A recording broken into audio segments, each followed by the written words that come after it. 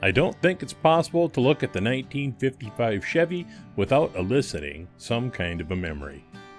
Be it a movie, a Saturday night way back when, an uncle's car that always smelled like skunk. The car was certainly a milestone.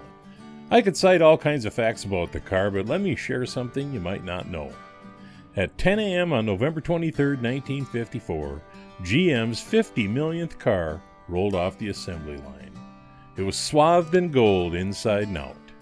In addition to being painted the color of glamour and wealth, over 600 of its parts had been plated in 24-karat gold, and the interior was, you guessed it, completely done up in the glittering hue. It was a 1955 Chevy Bel Air Sport Coupe. Hot Wheels originally produced this casting in 2006. They continue to produce it today. I've heard it called a 1-to-1 casting, which I take to mean that the scale is true. Something not always true on Hot Wheels cars. This one was a part of a 2011 5-pack of Chevys. I've never been one to color inside the lines 100% of the time, and I will say that that is true here. It's Try 5 Day for me, so stick around.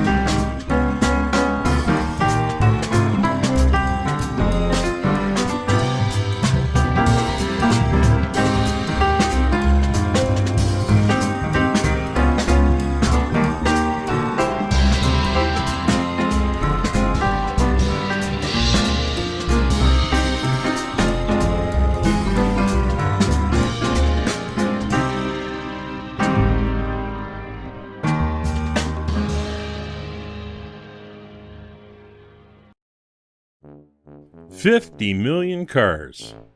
Now that is an amazing accomplishment. So let me tell you where my head was at when I did this one.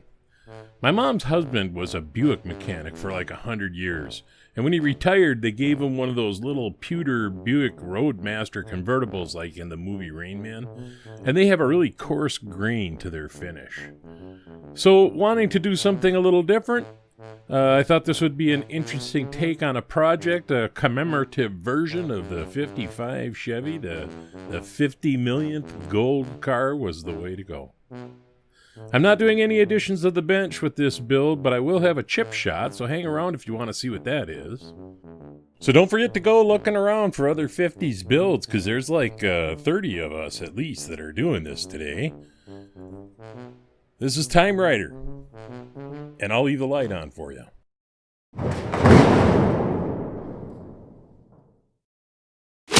So what's a chip shot? Well, I have projects that I have done, and for one reason or another I decided not to publish a video. This one was just kind of lost the whole time I was doing it, and in the last analysis, maybe the starting point that Hot Wheels had selected for it was just fine. Or maybe I shouldn't have stripped it without more of a plan. Who knows? But anyway, here's a VW Squareback I did in Spectraflame Burgundy, which I made using magenta and red. I don't know why, it just never really did anything for me. Just looked out of place. Anyway, as I suspected, the Back to the 50s at the Minnesota Fairgrounds, which would have started on Friday, was canceled. So thanks to everyone who built cars for this build. I can certainly think of many things that I'd rather cancel. Most have nothing to do with diecast. I hope this video finds you healthy, happy, and wise.